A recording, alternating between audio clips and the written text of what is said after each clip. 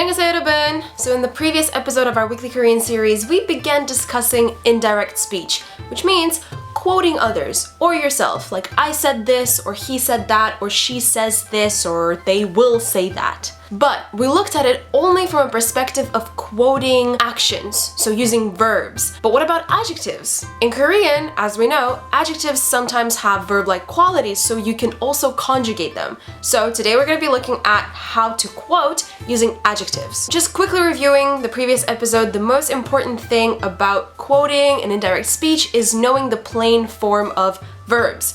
And in our case today, adjectives. So what is a plain form of adjectives? Is it the same as verbs? Is it not? Are there any differences? Well, I'm gonna tell you today. There is one major difference between the plain form for adjectives and verbs, and that is in present tense. In present tense, as we know with verbs, you just add 는 or 는. So if you have a verb 가다, the plain form would be 간다 or 한다, 먹는다. But when it comes to adjectives, the plain form in present tense actually does not change at all. For example, we have an adjective 행복하다. Its plain form would be 행복하다, not 행복한다. Or 월등하다. It's going to be 월등하다, not 월등한다. Otherwise, when it comes to past and future tense, adjectives are just the same as verbs.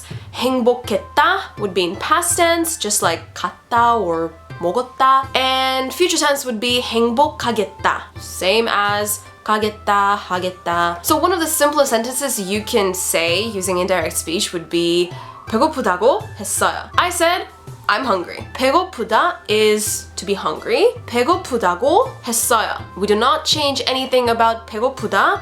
We just add 고 because it's in present tense and its plain form is the same as its unconjugated form. For those of you who have seen the previous episode on indirect speech, you guys are probably wondering why didn't I mention verbs like 있다, 없다, 싶다? I mean, these are verbs in Korean, right?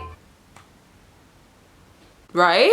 Technically, if we translate them directly into English, then yes, they are pretty much verbs. But in Korean, most of the time they act like adjectives. That's why they fall under a similar pattern as adjectives, and in present tense plain form conjugation, they do not change at all. And that applies to the 할 수 있다 or 할 수 없다, like the ability to do something in Korean as well. For example, 학생 이해할 수 없다고 했어요. A student said he does not understand. Or 학교에 갈 수 있다고 했어요. I said I can go to school. We don't always need to use 있다 or 없다 when we're talking about having an ability to do something. We can just use it in normal sentences. For example, 남자친구에게 같이 가고 싶은 데가 있다고 했어요. I told my boyfriend that there is a place that I want us to go to together. Okay, the English translation ended up being a lot more complicated than the Korean sentence, but I hope it made sense. If you guys need a more thorough breakthrough of anything I say in this episode, head over to the description box to the link to my blog post where I will give you much more examples and much more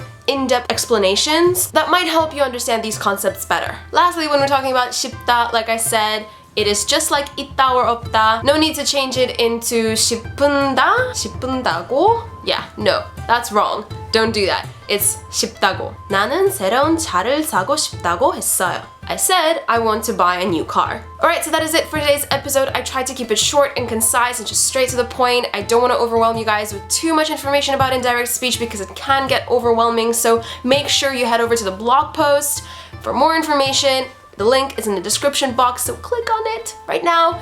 And yeah, I will be releasing more videos about indirect speech in the upcoming weeks, so stay tuned for that. Let me know what you want to learn, anything that you're particularly curious about. Leave a comment in the comment section, and who knows, maybe I will address that in our future weekly Korean episodes. Alright, I hope you all have a wonderful, wonderful end of the week. Stay safe and healthy, and I'll see you all next week. Bye! 안녕!